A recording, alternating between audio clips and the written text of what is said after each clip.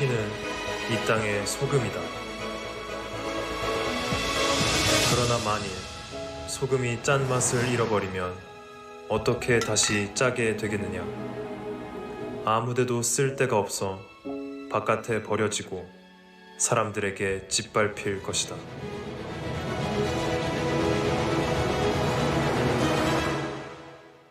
너희는 세상의 빛이다. 산 위에 세워진 도시는 숨겨질 수 없다. 등잔을 켜서 그릇으로 덮어두지 않고 등잔대 위에 두어 그 빛을 집안에 있는 모든 사람들에게 비추는 것이다.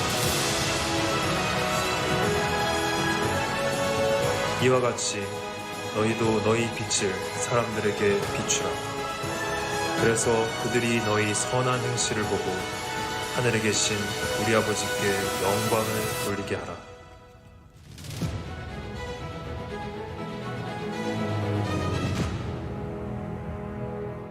허브에 대한 소개를 간단하게 드리고요. 그 말씀을 나누려고 합니다. 저희 허브는 일주일에 2번 예배하고 있습니다. 토요 허브는 매주 토요일 오후 4시에 양재원 누리교회 기쁨홀, 지금 예배드리는 이곳에서 예배드리고 있고요. 일요 허브는 매주 일요 주일 오후 2시에 지금처럼 양재원 누리교회 기쁨홀에서 예배하고 있습니다. 유튜브와 카카오톡에서 온누리교회 허브대학부를 찾아주시면 그곳을 통해서 우리 예배 함께 하실 수 있고 영적인 컨텐츠를 함께 공급받으실 수 있습니다. 인스타그램에도 저희 채널이 있으니까 많이 봐주시면 좋겠습니다. 가슴에 손을 얹고 스스로를 축복하는 것으로 은혜를 나누겠습니다. 저를 따라해 주시겠어요? 하나님은 나를 사랑하십니다. 조금만 더 믿음을 가지고, 하나님은 나를 사랑하십니다. 하나님은 나를 사랑하십니다. 나는 그 사랑을 신뢰합니다. 나는 세상의 소금과 빛으로 살아갈 것입니다. 나는 세상의 소금과 빛으로 살아갈 것입니다. 나는 절대로 이전과 같지 않을 것입니다.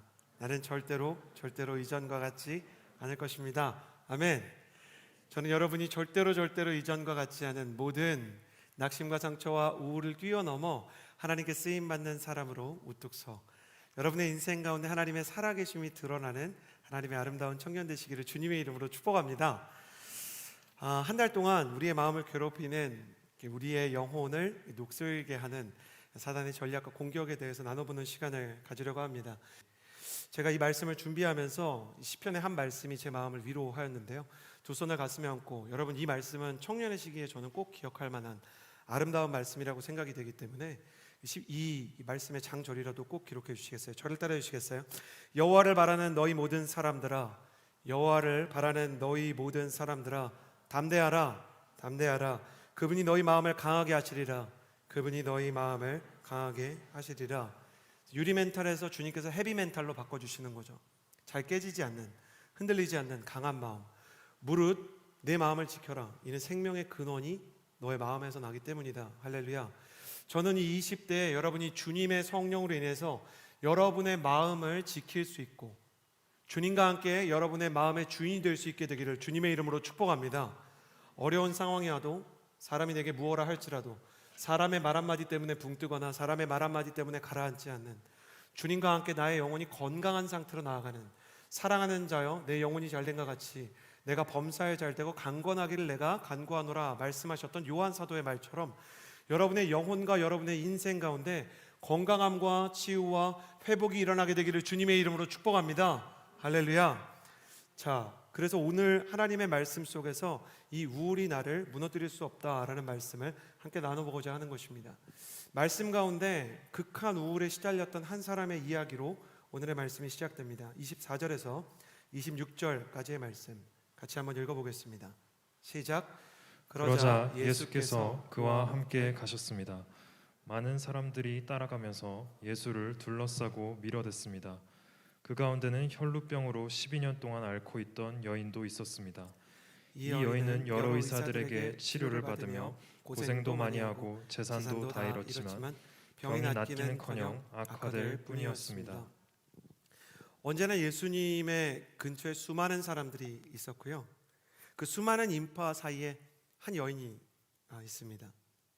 이 여인은 마치 수명이 다해가는 전구처럼 깜빡깜빡 그 얼굴과 그의 인생의 빛을 잃어가고 있었습니다. 저희 집의 드레스룸은 뭔가 전기와 전압에 이상이 있는지 자꾸만 전구가 나가요. 화장실 앞에 이렇게 옷을 두는 작은 공간이 있는데 거기는 전구를 아무리 갈아도 빨리빨리 나가요. 이게 우울이란 그런 게 아닌가 싶어요. 잠깐 기쁜 일을 전구를 갈아 끼는 것 같은 환기가 있어도 계속해서 그 빛이 나가버리는 거예요. 기쁨이 오래가지 않아요. 지속되지 않아요. 잠깐은 감사했는데 돌아가는 길에 슬픈 거예요. 예배를 드릴 때는 너무 큰 충만이 있었는데 집으로 돌아가면 뭔가 너무 슬픈 것이었어요. 여인의 인생이 처음부터 비극적이었던 건 아니었을 거예요. 이 여인이 처음 태어났을 때 그 부모가 이 여인의 그 탄생 자체를 보면서 너무 기뻐했을 것이고, 많은 사람들이 이 여인을 보면서 정말 아름답다, 귀엽다 이야기했을 것이에요.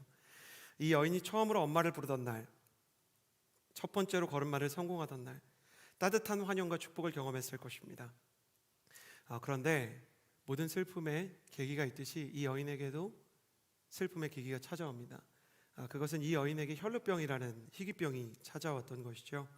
혈루병이라는 것은, 죄송합니다, 제가 좀 표현을 해야 돼서, 저희가 19세가 넘었으니까 그 여성분들이 이제 월경을 하게 되면 출혈이 있는데 이 출혈이 멈추지 않는 겁니다.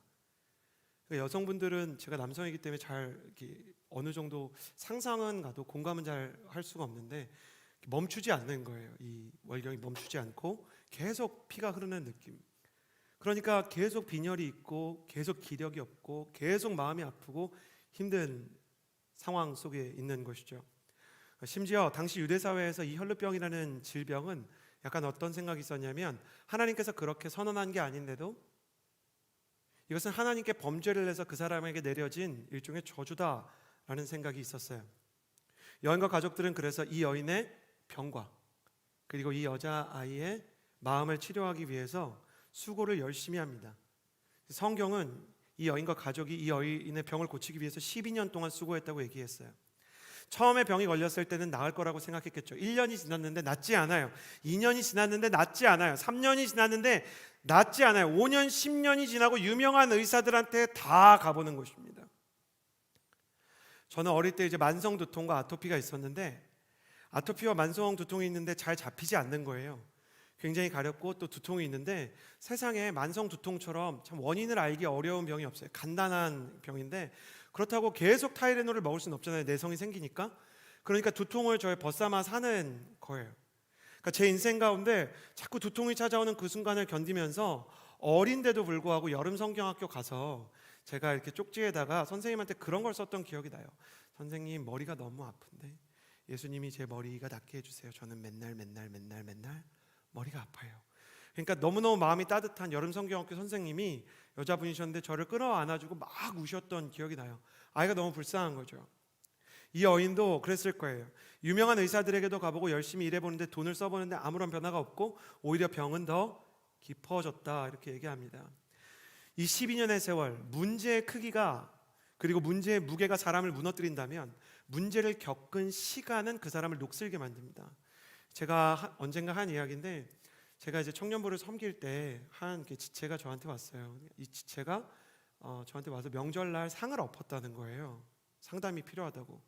그래서 저는 화를 냈다는 얘기인 줄 알았는데 진짜 상을 엎은 거예요. 저는 명절날 상을 엎었다 하길래 우상숭배를 하는 집인가? 그러니까 이 집이 뭔가 차례상을 차렸나? 근데 그것도 아니에요. 온 가족이 밥을 먹으려고 밥상을 차렸는데, 여러분 왜 그런 거 아시죠? 이렇게 앉아가지고 좌식으로 놓는 좌식 그 식탁 있잖아요. 그걸 이렇게 다리 이렇게 펴가지고 놓는 거, 그걸 엎은 거예요. 전 상을 엎었다는 건 어떤 그 비유적인 표현이라고 생각을 했지 진짜 엎은 사람은 처음 봤어요. 근데 이 친구가 저한테, 교회를 열심히 다니던 남자아이였기 때문에 저한테 물어보는 거예요. 목사님, 저 귀신 들렸나요? 제가 봤는데 저도 궁금했어요. 귀신 들린 건가? 이런 궁금함이 생기는데 멀쩡한 것 같았어요. 그게 무슨 귀신 들린 건가? 이렇게 생각을 했어요. 근데 가만히 제가 너는 성격에 문제가 있는 거 아니야? 라고 말을 하려는 순간 하나님께서 제 안에 바로 이 성경의 구절을 통해 새로운 질문 하나 주셨어요. 그게 뭐냐면, 순장님들이나 영적인 리더들은 꼭 기억해 주셨으면 좋겠어요. 결혼을 앞두고 있는 분들도, 연애를 하는 분들도 이 질문을 생각해 보셨으면 좋겠어요. 왜 그랬니? 첫 번째는 왜 그랬니? 그랬더니 제가 만족할 수 없는 답이 돌아와요. 고모부가 저를 보고 취업하셨는데 연봉이 얼마냐라고 물어봤다는 거예요. 근데 제가 그 친구의 회사를 알거든요. 그 친구의 연봉도 알 거거든요. 세금 떼고 한 1억쯤 돼요. 왜 아픈 거죠? 그러니까 세금 떼고 1억인데 그럼 저는 이제 그러면 저기 있는 막 여러 가지 생각이 나는 거예요. 아니 왜 엎어? 많이 벌잖아. 기분 나쁘지 않지 않을까? 그 정도면 너무 죄송해요. 목회자인데 이렇게 생각해서 죄송한데 납득이 안 되는 거예요. 근데 하나님이 두 번째 질문을 주셨어요. 이것도 기억해 주시겠어요? 너 혹시 전에도 고모부 때문에 기분 나빴던 적이 있어? 이게 중요한 거예요. 너 혹시 전에도 그 사람 때문에 이 비슷한 일 때문에 어려웠던 적이 있니? 주님께서 그런 마음을 주셔서 물어봤는데 이 고모부가 정말 대단한 사람이었어요. 이 친구는 어릴 때부터 공부를 열심히 하는데 머리가 그렇게 좋지는 않았다고 해요. 그래서 정말 주경야독하면서 머리 빡빡 밀고 공부만 열심히 한 친구예요. 근데 너는 몇 등이냐? 명절날 이렇게 자주 만나는 것도 아닌데 설, 추석 뭐 가족 모임마다 너는 몇 등이냐? 그래서 3등이다. 우리 집안에서는 뭐 2등 밖으로 나간 적이 없다. 뭐 이런 얘기하고 여자친구 있냐? 여자친구 있습니다. 있으니까 성적이 안 나오는 거다. 그리고 여자친구 전에 있던 애랑 어떻게 됐냐 물어봐서 헤어졌다. 뭐 그럴 줄 알았다. 그러고 얼굴에 여드름이 많아진 것 같다. 뭐 이런 얘기 하는 거예요. 그러니까 아주 사소한 얘기인데 너무 기분 나쁜 얘기를 계속 하는 거예요. 그래가지고 제가 그 얘기를 듣는 동안 예수님의 마음이 임해서 눈물이 나기 시작하는 거예요. 그 아이가 상을 엎은 건 그때 연봉이 얼마냐라는 그 질문 때문이 아니라 그동안 쌓이고 쌓였던 기분이 나쁘고 불편했던 질문들이 화약처럼 쌓여 있다가 그 순간에 단지 성냥 하나가 화약고에 떨어진 거예요. 그러니까 폭발해버린 거죠. 넌 귀신 들린 게 아니라 해결하지 못하고 저항하지 못했던 너 안에 울분과 서운함이 너한테 쌓여 있었던 거니까 이 친구가 울기 시작해요. 그래서 다음 주에 아버지랑 어머니랑 같이 오라 그랬어요. 아버지 어머니 같이 왔는데 오늘이 또 열심히 섬기는 분들이세요. 열심히 섬기는 그분들이 와서 뭐라 그랬는지 아세요? 우리 아들이 상을 엎었는데 들으셨죠? 들었습니다. 어머니 아버지가 뭐라 물어봤을까요? 혹시 목사님 우리 아들 귀신 들렸나요? 그러니까 귀신에 관심이 많으신 것 같아요. 귀신 들렸나요? 아니라 그랬어요. 그래서 이런 일이 있었고 이런 일이 있었고 그랬더니 듣고 보니까 그럴 수 있겠다. 그때 했던 이야기가 사람의 마음이라는 게 세월 앞에서 부식되기 마련이고 사람의 소망이라는 것이 세월 앞에서 녹슬기 마련이라고 이야기를 했어요. 이 친구가 어릴 때부터 반복적으로 들었던 그 말이 이 친구의 마음을 조금씩 녹슬게 하고 무너뜨렸던 거예요. 자기도 모르게 슬프고 울분이 차올랐던 거예요. 근데 너무 멋있게 테이큰의 리암 니슨처럼 그 자리에서 아버지가 잘 울지 않으시는 분이라는데 눈물을 흘리면서 고모부한테 전화 걸더니 얘기하는 거예요. 명절에 차례상 엎은 거 보고 무슨 생각했나? 역시 고모부는 또 뭐 그런 얘기 하신 것 같아요. 역시 걔는 성질이 좀 있고 뭐 이런 얘기 하는 거죠. 근데 아직도 잊지 못해요. 첫 마디가 뭐 있었어요? 닥쳐.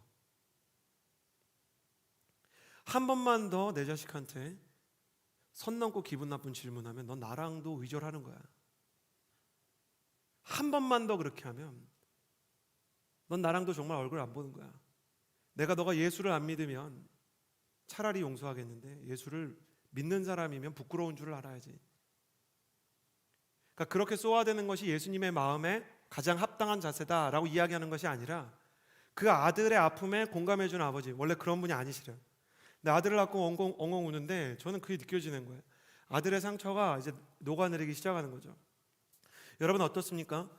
순장을 하다 보면, 목회자를 하다 보면 정말 택도 없는 문제에 힘들어하는 친구들을 봐요. 제가 대학부 때 만났던 어떤 친구는 싱어 라인업인데 그 싱어를 서야 되는 주인데 영화를 보다가 이 영화가 너무 우울한 거예요. 그래서 스타킹을 신으시다가 그냥 교회를 안 가기로 결정했어요. 그러니까 잠깐 틀어놓은 TV에서 이 영화에 한 5분, 10분이 너무 우울한 거죠. 그래서 교회를 안 가기로 결정했어요. 그래서 제가 그 친구한테 가서 왜 안 왔냐 했더니 그게 너무 슬펐대요.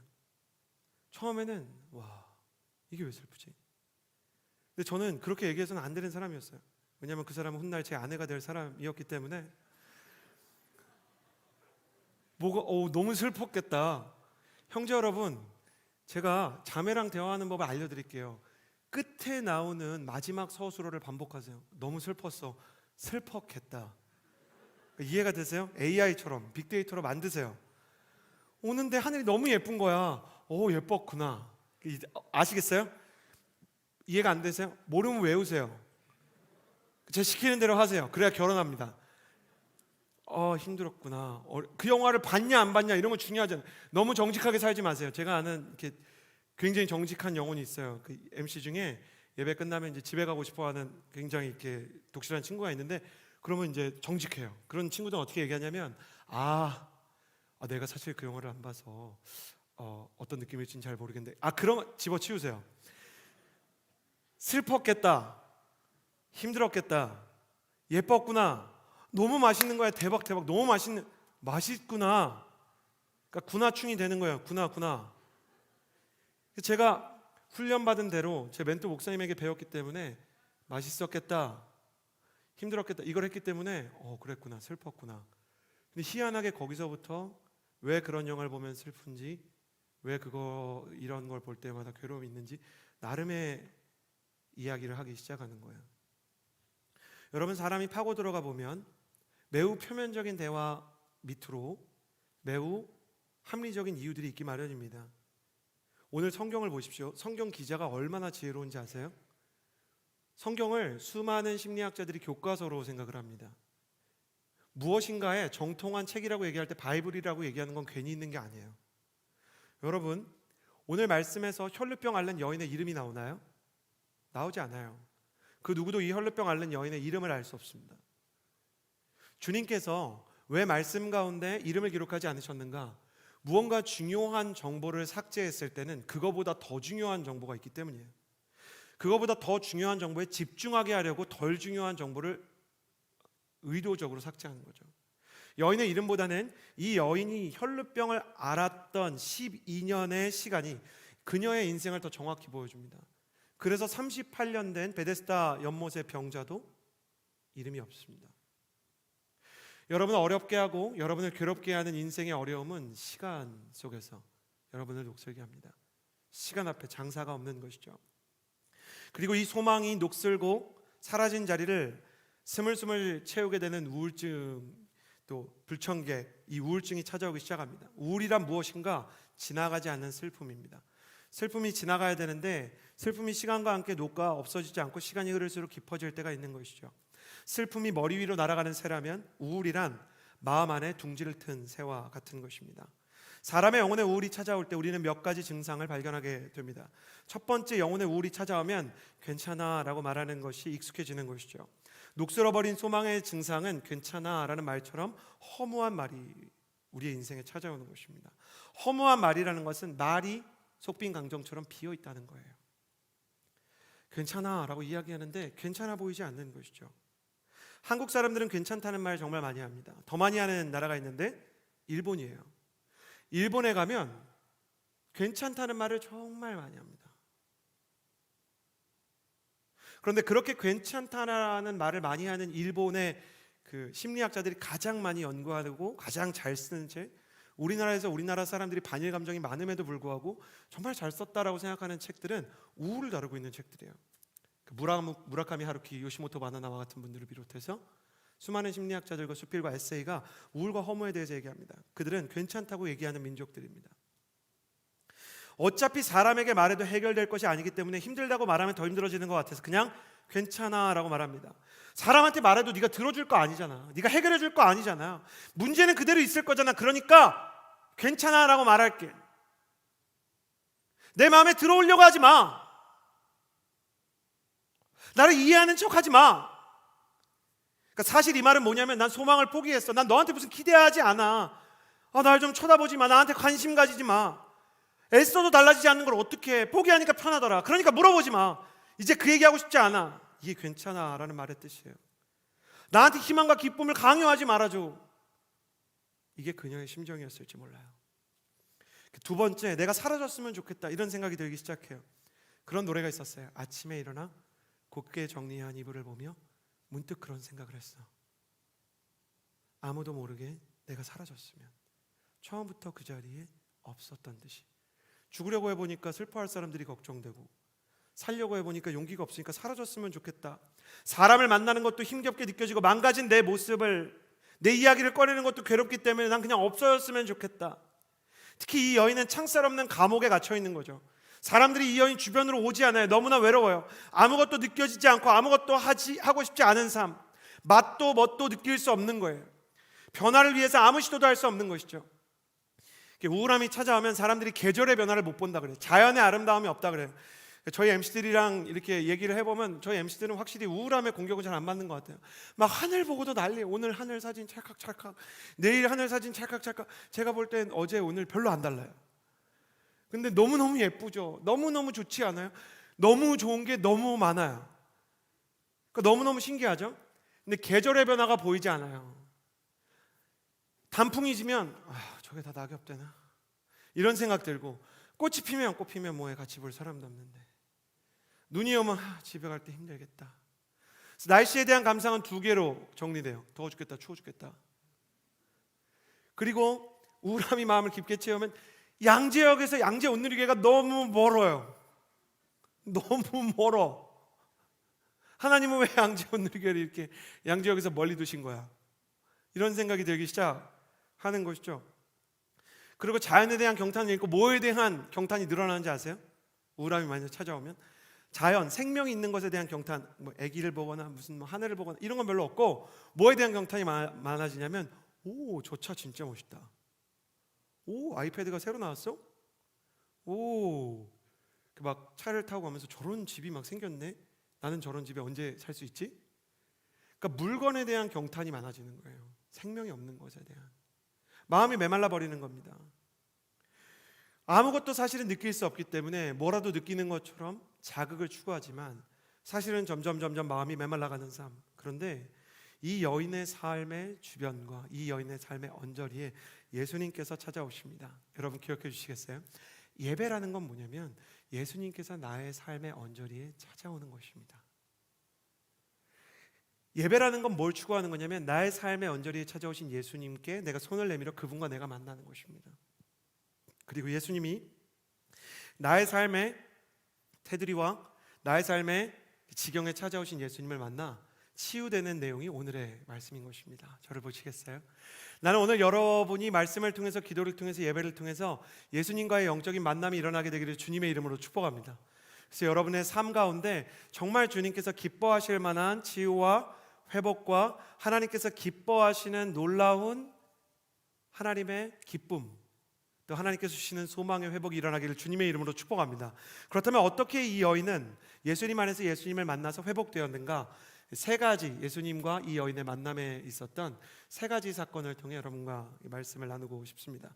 영혼의 치유인데요, 첫 번째입니다. 27절 말씀 같이 한번 읽어봤으면 좋겠습니다. 27절 함께 읽겠습니다. 시작. 그러던 중 예수의 소문을 듣고 뒤에서 무리들 틈에 끼어들어 와서 예수의 옷자락에 손을 댔습니다. 첫 번째, 이 여인의 영혼이 치유된 것은, 저를 따라해 주시겠어요? 예수님의 소문이 들려올 때, 예수님의 소문이 들려올 때 여인은 치유를 받았다. 여인은 치유를 받았다. 그래요. 예수님의 소문이 들려오기 시작했을 때 그것이 여인에게 치유가 되기 시작했습니다. 여인은 치유를 포기했습니다. 다시 건강해질 것이라는 기대는 사라지기 시작했습니다. 세월은 이 여인의 강철과 같은 마음을 녹슬게 하기 시작했고 여인은 점차 무너지기 시작합니다. 그런데 예수님께서 자신의 동네에 찾아오신다라는 소식이 들려오기 시작하는 것입니다. 예수님께서 고치셨던 병자들에 대한 이야기가 이 여인의 마음에 남기 시작했고, 예수님에 대해 알아갈수록 나도 예수님께 이 병을 들고 나아가야겠다는 생각이 들기 시작했습니다. 소망을 포기하고 절망에 적응했지만 다시 나의 인생의 절망의 자리를 딛고 일어나 소망을 향해 나아가고 싶은 의지가 생기기 시작했던 것입니다. 여러분, 어떤 사람이 정말 그 사람이 가지고 있었던 오랜 시간에 걸쳐서 만들어진 녹슬었던 우울과 절망과 낙심이 부서지기 시작하는, 치유되기 시작하는, 그가 가지고 있었던 마르지 않을 것 같았던 눈물과 낙심과 해결되지 않았던 갈등이 어디서부터 치유되는가? 예수님의 말씀이 들릴 때입니다. 사랑하는 여러분, 나는 여러분의 청년의 시기에 성경에 있는 말씀들과 예수 그리스도의 하신 일들이 너무너무 흥미롭고 기대감이 있게 들려지게 되기를 주님의 이름으로 축복합니다. 여러분, 설교가 재밌어지는 건 기이한 현상입니다. 말씀을 듣는데 뭔가 내가 집중하는 건 정말 특이한 일이에요. 내가 설교를 듣는데 필기를 하고 있는 건 내가 생각해도 이상한 일입니다. 보통 정상적인 사람들은 설교를 듣고 하나님의 말씀을 들을 때 마음 가운데 기대와 소망을 느끼지 않습니다. 그건 그 사람이 나쁜 게 아니라 당연한 거예요. 여러분, 잠자는 분들을 저는 이상하게 느끼지 않습니다.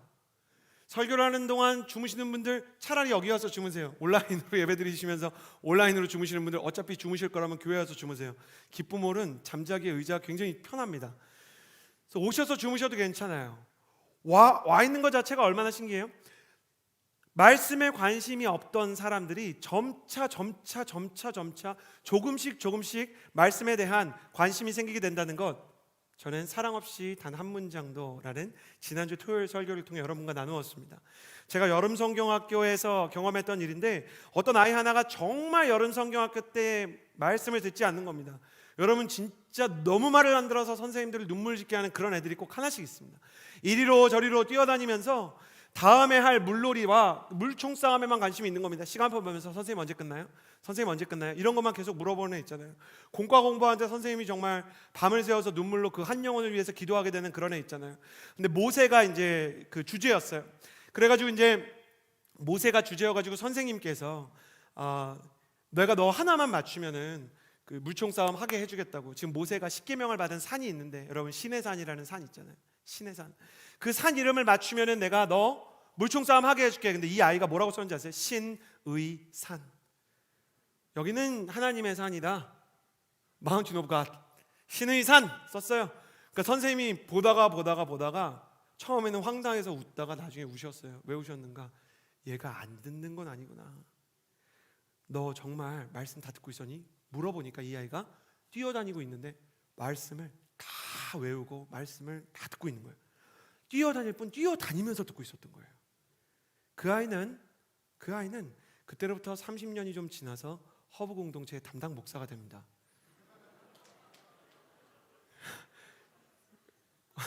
제가 설교하는 거를 그 선생님이 지금도 듣고 계세요. 지금 권사님 되셨는데, 선생님이 그 정말 성품이 좋으신데 저한테만 센 말을 하세요. 너 같은 놈이 목사가 될 줄이야. 이렇게 저한테 카톡 보내줬는데, 그리고 너 같은 놈의 설교를 듣고 내가 은혜 받을 줄이야. 근데 선생님이 저를 보면서, 제가 목회를 하게 되고 설교를 하는 걸 보면서 지금도 어린아이를 섬기고 계세요. 어린이 부서를 섬기고 계세요. 권사님이신데. 왜 그런가? 아이들을 가르쳐 보면 정말 자는 것 같지만 안 듣는 것 같지만 하나님의 말씀에 대해서 조금씩 귀를 여는 거예요. 처음엔 이어폰 끼고 아예 안 듣다가 조금씩 듣기 시작하는 거예요. 여러분 혹시 여러분의 남자친구나 여자친구나 누군가를 데려와서 와 말씀에 대한 기대감이 전혀 없었는데 이 아이가 지금 듣는지 마는지 모르겠죠? 여기 온 것만 해도 대단한 거고요. 조금씩 듣고 조금씩 반응하고 뭔가를 적고 있으면 그 대단한 거고요. 원래는 카카오톡하고 인스타그램 했는데 그거 안 하고 멀뚱멀뚱 쳐다보고 있으면 대단한 겁니다. 여러분, 우리 서로를 좀 격려하는 공동체가 됐으면 좋겠는데, 이 자리에서 말씀을 듣고 있는 존재 자체가 너무 잘하고 있는 거다, 하나님의 말씀에 대한 기대감이 더 생겼으면 좋겠다라는 마음으로 우리 서로에게 격려의 박수 한번 보내주었으면 좋겠습니다. 세렝게티의 사자가 독사에게 물렸을 때 사자는 어떻게 하는지 아세요? 저 내셔널 지오그래피 그런 거 되게 좋아해요. 사자가 독사한테 물리면 죽지는 않아도 굉장히 이렇게 불편하고 병 걸리고 이럴 수 있다고 해요. 내셔널 지오그래피의 그 특유한 톤 아시죠? 저것은 사자입니다, 이런 거 있잖아요.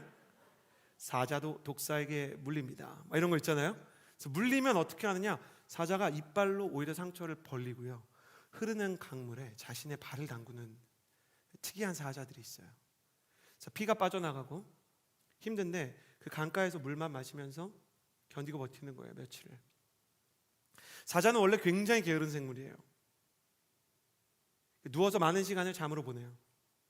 그런데 그 강가에 발을 담그고 피가 씻겨 내려가고 나서 그 굶주린 사자가 정말 이제 사냥을 시작해요. 독소가 다 빠져나가고 나면. 근데 그 다음에 내셔널 지오그래피 나레이터의 그 대사를 잊지 못해요. 뭐라고 하는지 아세요? 저것이 진짜 사자입니다. 저때 하는 사냥은 빗나가는 법이 없습니다. 그래요. 독소를 빼고 야수의 그 날카로운 본능이 깨어난 사자가 가재를 향해, 얼룩말을 향해 뛰어가기 시작하면 여지없어요. 그때 걸리면 그냥 죽는 거예요. 저는 그걸 보면서 그런 생각이 들었어요. 독사에 물린 사자가 발을 강가에 담글 때 독사의 맹독이 빠져나가는 것처럼 우울에 물린 성도의 영도 말씀에 잠길 때 영혼의 슬픔 역시 씻겨나가게 될 것입니다. 이 여인의 인생 가운데 예수님의 말씀을 듣고 내가 나가야 되겠다라는 생각이 들었다고 합니다. 나는 여러분의 인생 가운데 말씀을 듣고 내가 이 우울과 낙심과 절망을 딛고 일어나야 되겠다라는 생각이 들게 되기를 주님의 이름으로 축복합니다. 나는 여러분이 말씀을 들을 때 나도 내 인생이 예수님 안에서 바뀌었으면 좋겠다라는 생각이 여러분의 영혼 가운데 찾아오게 되기를 주님의 이름으로 축복합니다. 여러분의 인생 가운데 예수님의 말씀에 대한 기대감이 생기는 그런 예배 스텝, 그런 리더십, 그런 순장, 그런 순원 한 사람도 예외가 없이 주님의 말씀에 대한 기대감과 기쁨이 있는 사람이 되게 되기를 주님의 이름으로 축복합니다. 순모임마다 오늘 들었던 설교와 오늘 내가 정말 하나님의 말씀 속에서 느꼈던 감동들을 나누게 되기를 바랍니다. 맨날 힘든 일과 어려운 일만 나누는 것이 아니라 정말 오늘 예배 드리면서 뭐가 좋았는지, 어떤 찬양이 또 어떤 말씀이 내 영혼에 힘이 되었는지 그 기대감과 감동이 있는 하나님의 사람이 되기를 주님의 이름으로 축복합니다. 할렐루야. 말씀에 대한 기대감이 임하는 청년들이 될지어다. 나는 여러분이 그렇게 되기를 바랍니다. 두 번째 27절에서 28절의 말씀 다시 읽겠습니다. 시작. 그러던 중 예수의 소문을 듣고 뒤에서 무리들 틈에 끼어들어 와서 예수의 옷자락에 손을 댔습니다. 예수의 옷자락만 닿아도 내 병이 나을 것이다 라고 생각한 것입니다. 곧 출혈의 근원이 마르면서 이 여인은 자신의 병이 나은 것을 몸으로 느낄 수 있었습니다. 두 번째로 나누고 싶었던 것은 여인의 영혼을 치유한 것은 이것이었습니다. 저를 따라해 주시겠어요? 작은 행동의 변화를 일으키다. 작은 행동의 변화를 일으키다. 이 여인이 자신의 상처와 아픔 속에서 하나님의 말씀을 듣고 난 이후 예수님을 꼭 만나야 되겠다라는 생각이 들기 시작합니다. 말씀에 대한 기대감 이후에 사람의 마음속에 생기는 걸 뭐라 그러냐면 믿음이라고 합니다. 믿음은 들음에서 나며 들음은 하나님의 말씀으로 말미암느니라. 할렐루야.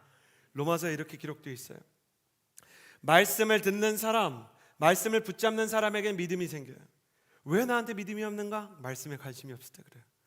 내가 말씀을 기록하고 말씀에 감동을 받고 말씀을 놓치지 않으려고 할 때 내 안에 믿음이 생기기 시작하는 것이죠. 여인의 마음에 말씀에 대한 기대감은 내 인생을 향한 예수 그리스도께서 오실 치유에 대한 믿음으로 변화되기 시작했어요. 그런데 이 믿음과 영적인 기대감에 비해 여인이 한 일은 정말 사소해요. 그게 뭐냐면 옷자락, 이 옷끝에다가요 손가락 하나를 이렇게 댄 거예요. 왜 그랬을까요? 왜 여인은 겨우 손가락 하나만 예수님한테 댔을까요?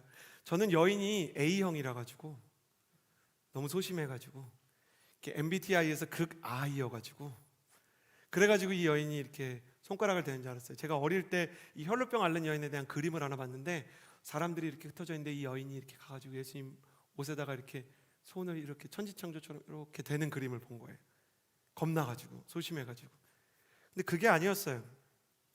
말씀을 보면 여인의 집 근처로 예수님이 다가올수록 기대감이 커진 건 이 여인뿐이 아니었어요. 수많은 사람들이 모이기 시작했어요. 여인이 예수님에게 말을 걸고 싶은데 사람이 너무너무 많은 거예요. 제가 옛날에 인천공항에 있는데 인천공항에서 이 본문이 뭔지 제대로 이해될 만한 사건이 일어났어요. 인천공항에 임재가 일어났어요. 배우 이민호 씨의 임재가. 이민호 씨가 임재했는데 어떤 중국인이 이민호다 이렇게 얘기를 한 것 같아요. 인천공항 펜스가 역시 중국인들은 하여튼 대단한 분들이세요. 펜스를 다 무너뜨리고요. 이민호님의 임재 앞에 수많은 무리들이 줄지어 그분을 보기 위해 이제 따르기 시작하는 거죠. 보안 요원들이 난리가 나는데 이민호 씨가 앞으로 가지도 못하고 뒤로 가지도 못하고 막 사면초가처럼 있는 거예요. 여러분 이민호 씨의 옷자락에 손가락 하나 대는 게 쉬운 일이 아닙니다. 여인이 최선을 다해서 예수님한테 말을 걸고 싶고 기도를 부탁하고 싶고 나를 고쳐달라고 하고 싶고 그랬는데 이게 쉽지 않은 거예요. 그러니까 이 여인이 손가락 하나를 얹은 건 뭐냐면 마지막 남은 힘을 다 짜내가지고 결코 쉽지 않은 자신의 이 혈루병이라는 병을 생각할 때 체력이 바닥나고 있는데 예수님한테 가서 손가락을 대는 게 그녀가 할 수 있는 마지막 그 최선의 일이었어요. 근데 예수님께서 그것을 보시고 이 여인을 고쳐주셨어요. 왜 그런가? 그것이 우울증에 시달리는 혈루병에 의해서 체력이 고갈된 이 여인의 최선이라는 것을 예수님은 알고 계셨기 때문이에요. 예수님은 믿음을 겨자씨에 비유하셨어요. 아무리 울창한 나무라고 하더라도, 숲이라 하더라도 시작은 작은 씨앗에서 시작이 되죠. 믿음에는 비약이 없어요. 믿음에는 어제 없다가 오늘 갑자기 숲이 생기는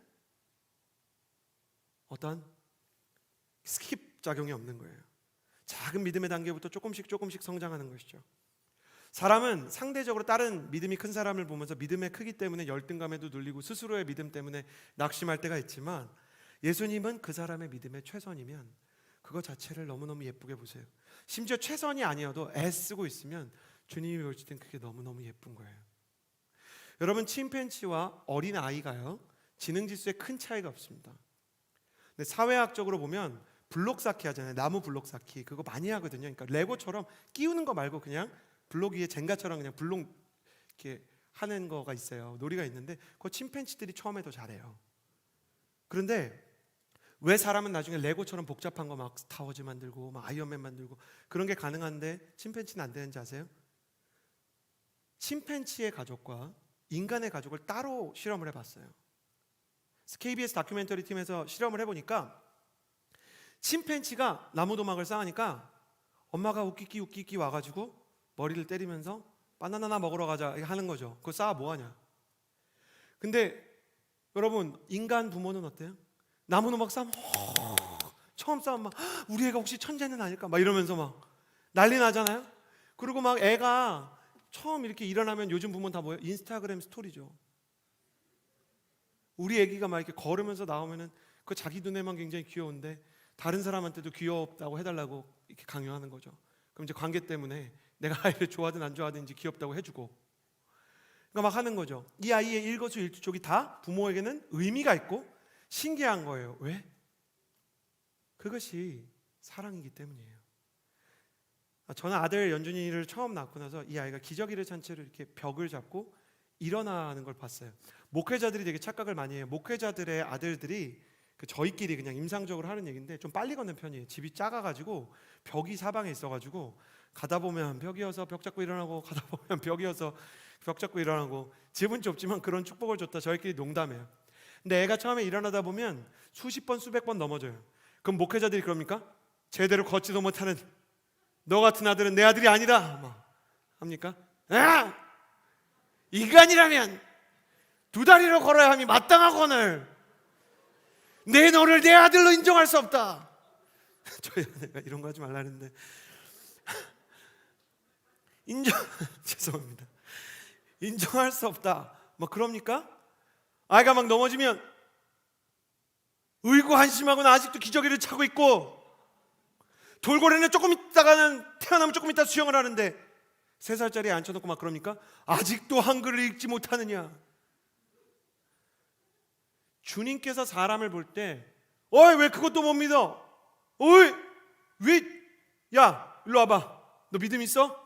이 산을 저 바다에 빠뜨려봐. 해봐.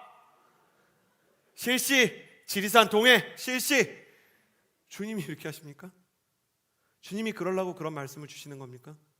애초에 그럴 거라면 예수님이 우리 땅 가운데 오셔서 시간을 뚫고 오셔서 십자가를 왜 지시겠어요? 하나님은 완벽한 믿음을 요구하지 않으세요.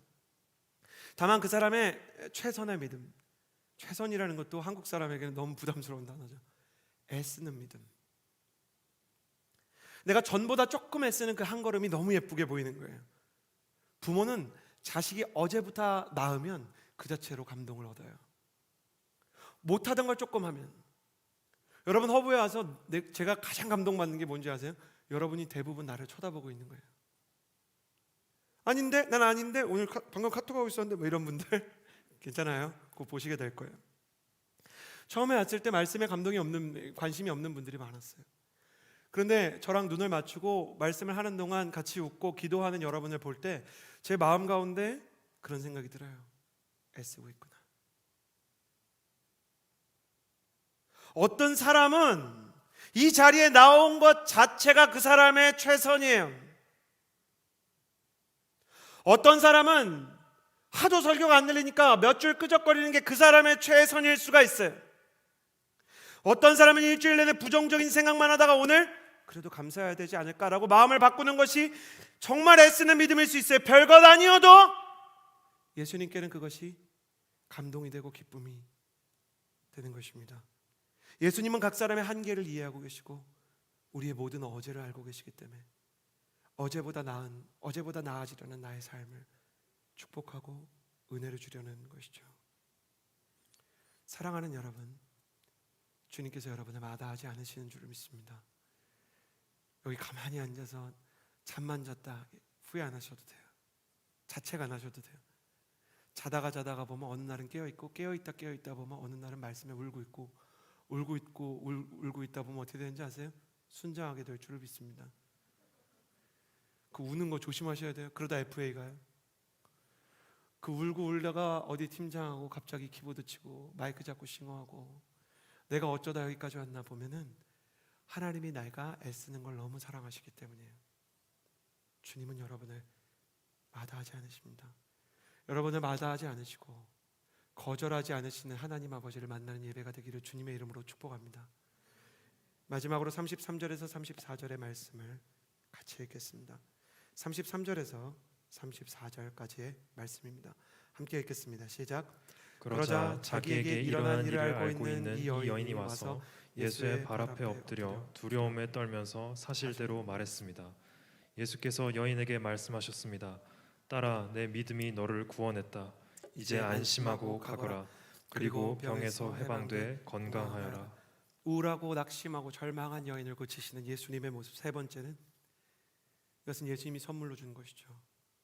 가슴에 손을 얹고 저를 따라해 주시겠어요? 예수님께서는 영적인 관계들을 회복시키신다.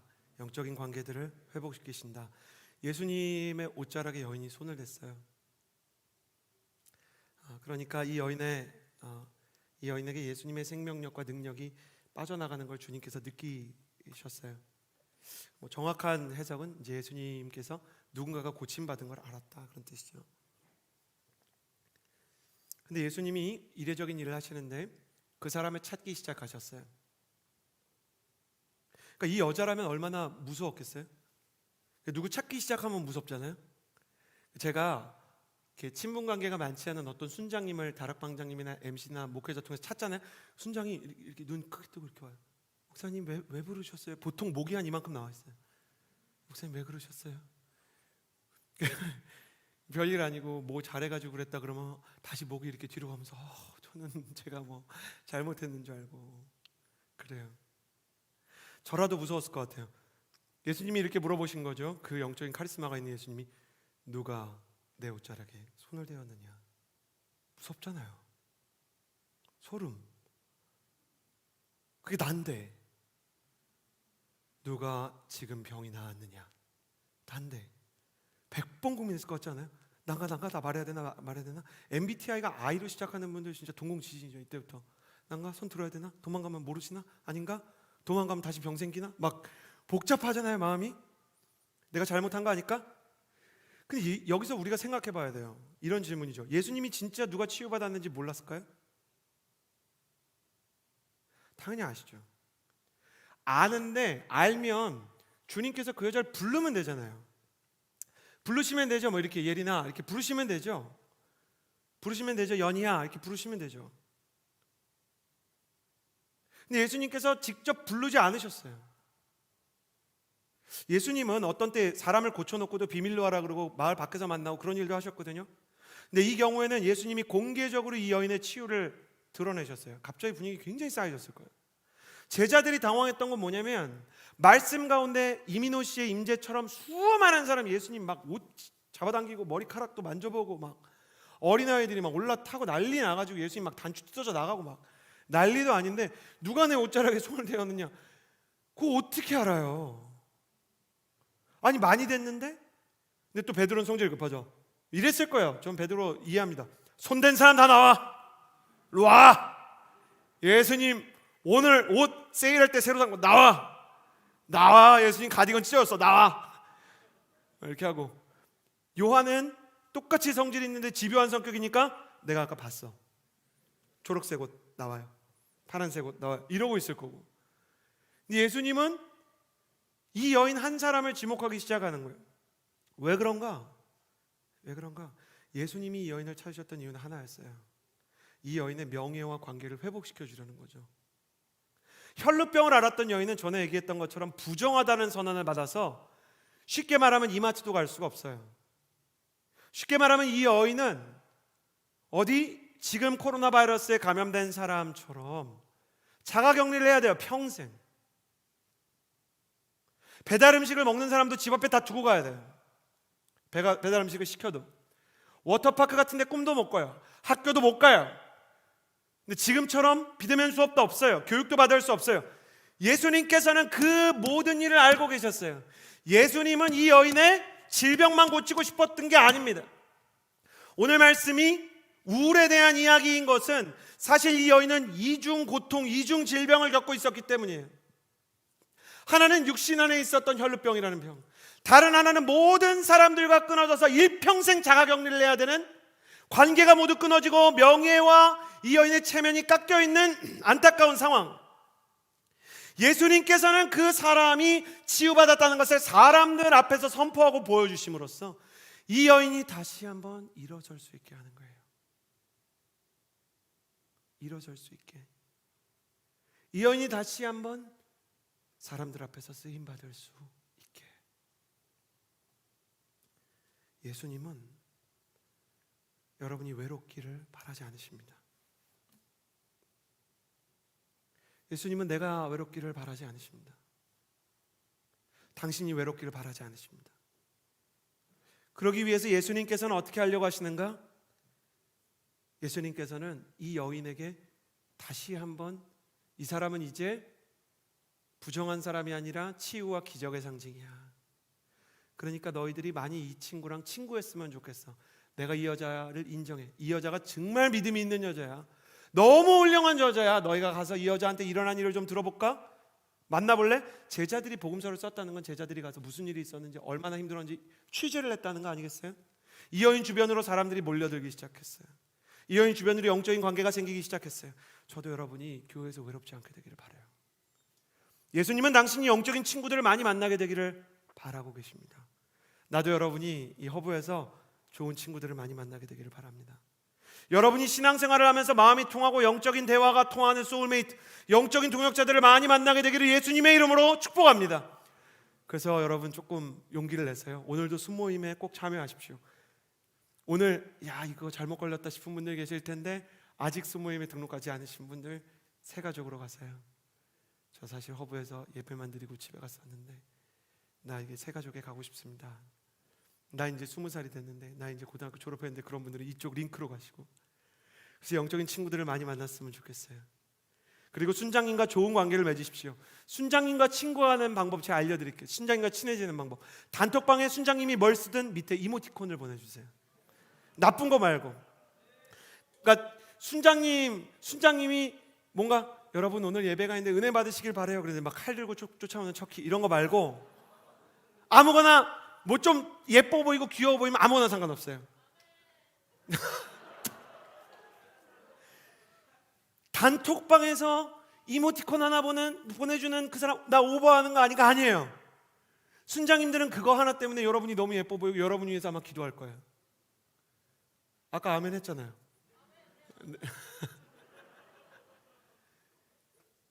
내가 정말 순장님한테 작은 반응 하나 하는 걸로 순장님이 위로를 받아요.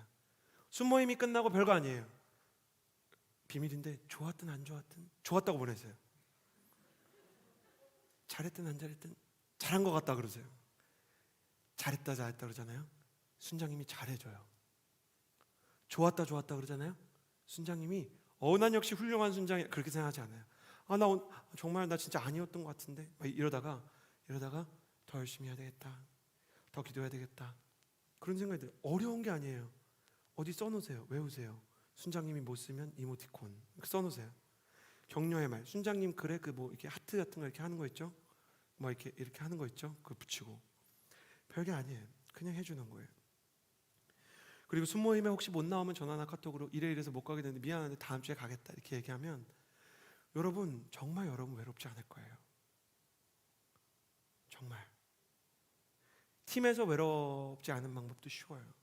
그냥 팀장님이 못 쓰면은 똑같이 이모티콘 보내주고, 팀장이 수고하는 것 같으면 조금 용기내서 안 비싼 것도 괜찮아요. 바나나 우유 정도. 그거 하나만 기프티콘으로 보내줘도 너무너무 힘이 나는 거예요. 그 관계가 오고 가는 기프티콘 속에 깊어지는 영적 우정, 그 관계가 조금씩 좋아지다가 결국에는 가까워지는 거예요. 그래요. 나는 여러분이 영적인 친구와 영적인 동역을 하게 되기를 바랍니다. 그런데 만약에 이 여인만큼의 믿음이 없을 때는 어떻게 해야 합니까? 나는 그래도 기대가 되지 않고 관계에 대해서 그 정도 이모티콘 보낼 만한 용기도 나지 않을 때는 어떻게 해야 됩니까? 기도를 하고 싶은데 눈물만 날 때는, 말씀을 듣고 싶은데 아무것도 느낄 수 없을 때는, 그땐 뭘 해야 됩니까? 제가 그럴 때 할 걸 알려드릴게요. 그럴 때는 그냥 절대로 괜찮다고 하지 마세요.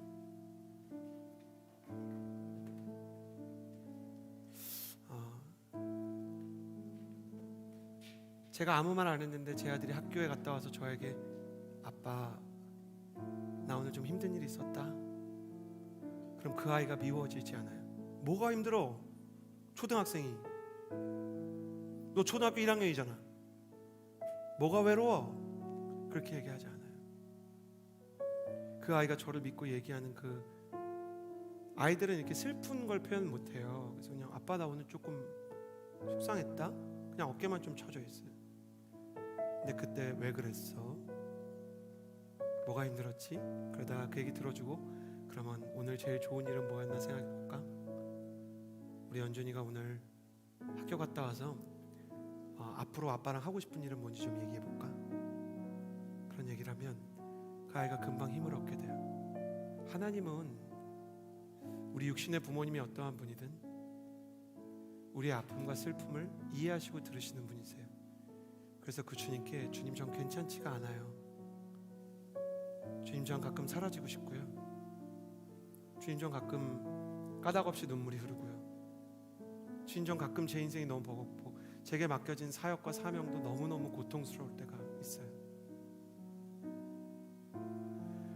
여러분 심지어 사역을 하고 심지어 순장을 하면서도 너무 괴로운 때가 있지 않아요? 기도를 하면서도 눈물이 빗물처럼 흐르고 가족으로 묶여있는 관계 속에서 병든 사람을 돌보다가 코로나에 전염되는 것처럼 우울이 전염되고 낙심이 전염되어서 내 마음까지 녹슬어버리는 경우는 없었나요? 주님께서는 이 여인이 다가올 수 있도록 일부러 이 여인의 마을로 그 여인에게 맞춰가시고 먼저 그분의 소식을 보냈어요. 지금 혈루병을 앓는 여인처럼 지금 예수님께서는 예수님의 소식을 전하시고 우리가 기도할 땐 뭘 하고 싶으실까요? 이젠 다가오고 싶으세요. 주님 나는 괜찮고 싶은데 괜찮지가 않아요. 가끔 좀 힘이 없고 가끔은 좀 내 인생이 버겁고 걱정이 좀 되네요. 테스트 결과가 어떠하든 참 난 내 인생을 어떻게 해야 될지 모르겠을 때가 참 많아요. 주님께서 저를 좀 도와주시고 기쁘게 해주시고 다시 한번 충만하게 해주시면 좋겠어요. 그런 분들이 있다면 같이 한번 기도했으면 좋겠어요. 우리 좀 불을 꺼주시겠어요? 눈을 감고요. 제가 초청할게요. 영적으로 기도가 좀 잘 되지 않습니다. 좀 영적 침체가 있고 예배의 감격이 첫사랑의 그때보다 많지 않습니다. 뭔가 메마르고 뭔가 무감각합니다. 그런 분들 자리에서 좀 일어나 주시겠어요? 기도 열심히 하고 싶은데 기도 잘 안 되고 정말 예배 열심히 드리고 싶은데 옛날에 그 뜨거웠던 마음들을 많이 잃어버린 것 같습니다. 자리에서 일어나 주시고요. 옆 사람 보지 마세요. 괜찮습니다. 그리고 내 마음속에 보이지 않는 슬픔과 낙심이 또 좀 있습니다. 내가 뭐 대단한 건 아니지만 내 마음속에 자꾸 괜찮으라고 이야기하고 내가 내 자신의 마음을 이렇게 볼 때 해결되지 않는 어떤 아픔들이 사실 좀 있습니다. 주님께서 오셔서 내 마음속에 좀 기쁨을 주시면 좋겠습니다. 자리에서 일어나시고요. 요즘 난 진짜 기쁘다는 게 뭔지 잘 모르겠습니다. 요즘 난 정말로 은혜가 있다는 게 뭔지 잘 모르겠습니다. 그런 분들 자리에서 좀 일어나 주시겠어요?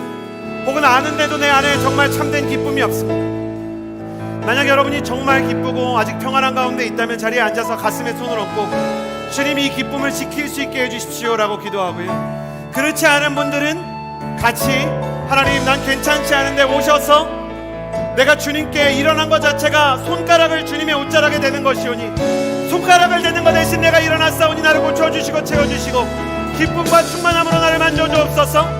그런 마음을 가지고 두 손을 가슴에 안고 함께 주여 한번 부르시고 기도합시다. 주여.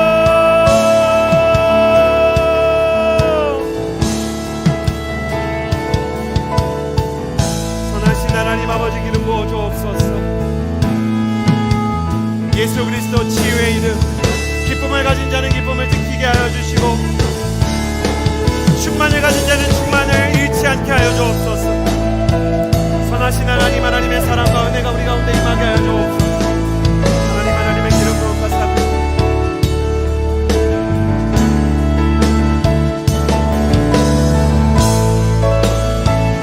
선하신 하나님, 주님의 마음과 주님의 사랑으로 정결 깨어진 우리의 마음과 하나님 녹슬어버린 우리의 소망이 하나님 고장난 시계가 다시 흐르는 하나님 거룩한 역사가 일어나게 하여 주옵소서. 아버지 하나님, 성령의 기름 부으심이 하나님 상하고 깨어진 사람들에게 위로가 되고 상하고 무너진 사람들에게 하나님 아름다운 회복의 역사가 되는 진실하신 역사가 일어나게 하여 주옵소서. 선하신 가운데 하나님 아버지 우리가 일어나서 하나님 우리가 정말 하나님 앞에 손가락을 대는 심정으로 일어나 주님께 나아가오니 주님 온전한 영적 기쁨과 회복을 허락하여 주옵소서. 마음을 고치시며 새롭게 하여 주옵소서.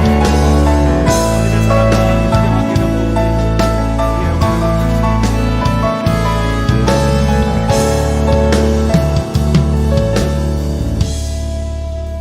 이 시간에 한 번 더 기도할 때 하나님 말씀에 대한 기대감이 다시 한번 있었으면 좋겠어요. 요즘에 허브를 오고 교회를 오면서도 어떤 기대감보다는 가야 된다는 의무감이 많아요. 축복합니다. 여러분 안에 있는 그 주일 예배에 대한 의무감, 말씀과 예배에 대한 의무감이 하나님을 향한 기대감으로 변화되게 되기를 주님의 이름으로 축복합니다. 신실하신 하나님, 다시 한번 예수 그리스도를 향한 기대감을 가지게 하여 주옵소서. 다시 한번 찬양의 기쁨과 기도의 감격을 회복하게 하여 주옵소서.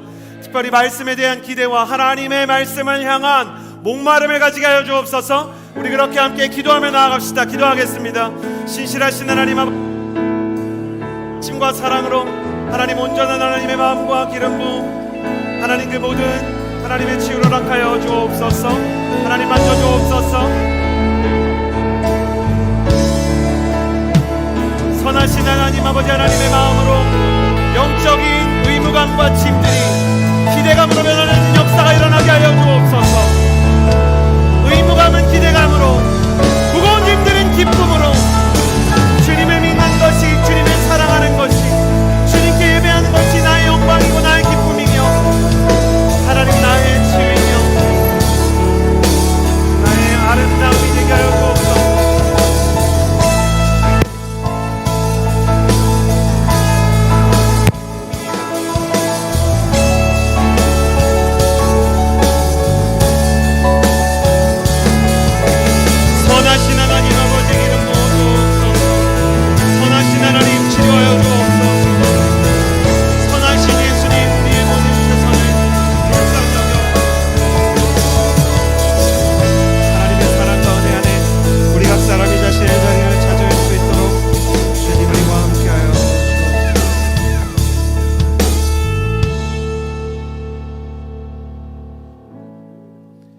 시간에 나누고 싶은 찬양이 있는데요, 그 마음을 담아서 정말 기도하기 어려운 분들, 또 기도가 되는 분들 모두 주님께 이 찬양을 기도와 같이 고백하며 나아갔으면 좋겠습니다.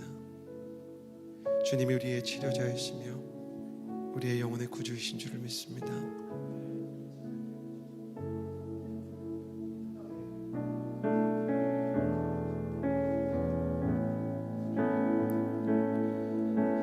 예수 나의 좋은 치료자,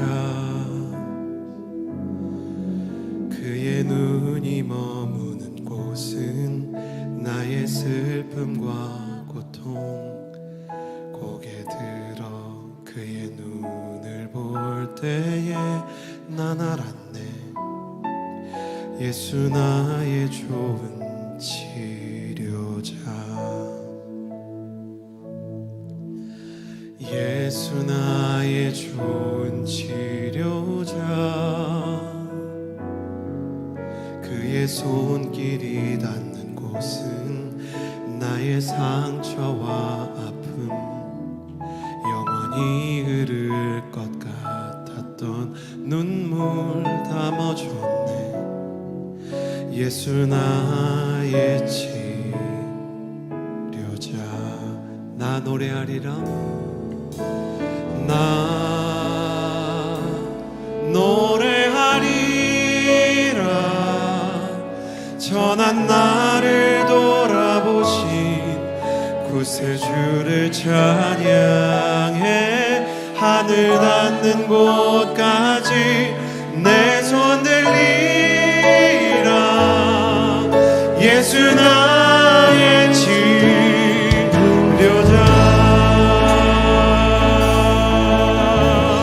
예수 나의 좋은 치료자, 예수 나의 좋은 치료자. 그의 손길이 닿는 곳은, 그의 손길이 닿는 곳은 나의 상처와 아픔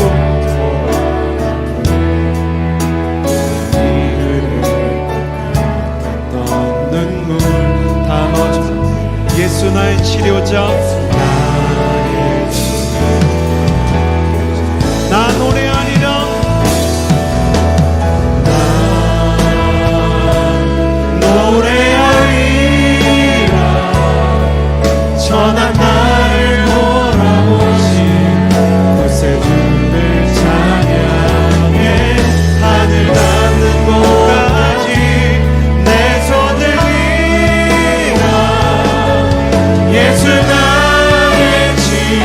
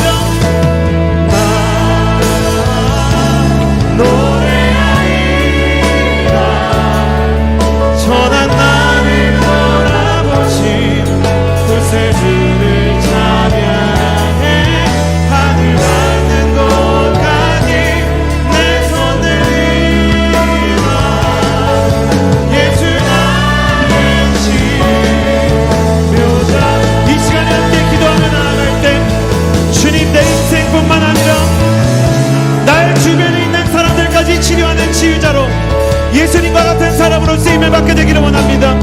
주님, 내가 겪었던 이 상처가 오히려 치유의 도구가 되게 하시고, 나의 슬픔이 하나님 앞에서 씻어질 때 내 주변의, 내 가족의, 내 이웃의 슬픔을 씻기는, 하나님이 나라의 민족의, 하나님이 나라의 어린아이들의 아픔을 씻기는 사람이 되게 하여 주옵소서. 주님의 치유자로 쓰임받게 해달라고 기도하며 나아갑시다. 기도하겠습니다. 신실하신 하나님 아버지 고쳐 주옵소서. 거룩하신 하나님 아버지 만져 주옵소서.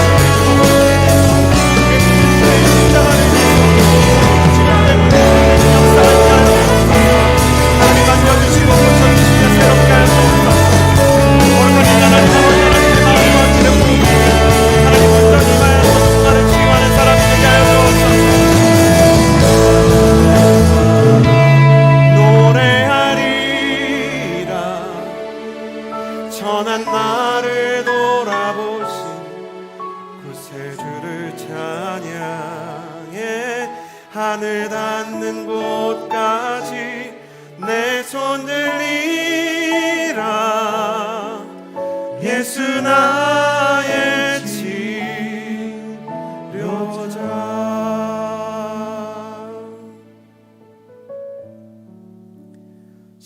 인자하신 주님, 오래된 상처 때문에, 가벼웠지만 반복된 좌절 때문에 내 마음에 둥지를 튼 눈물과 슬픔의 새들, 내어 쫓고 싶지만 날아갔다 다시 돌아오고 날아갔다 다시 돌아와 내 마음을 슬픔으로 적시는 그 슬픔의 새들이 예수 그리스도의 보혈과 그 손길로 하나님, 이제는 내 마음에서 나가 건강한 사람이 되기를 원합니다. 뿐만 아니라 나의 슬픔과 아픔마저 주님의 치유의 도구 되게 하시고, 나의 실패와 좌절이 오히려 실패와 사망 가운데 있는 사람들에게 회복의 재료로 쓰임받는 상처 입은 치유자 되게 하여 주옵소서. 주님의 말씀에 대한 기대로, 또 주님을 향한 나의 애쓰는 최선의 믿음으로, 또 주님께서 나의 관계 가운데 주시는 영적인 동역자들을 향한 축복으로 나의 인생이 변화되기를 원합니다. 주님 만져주시고 고쳐주옵소서. 예수님의 이름으로 기도드렸습니다. 아멘.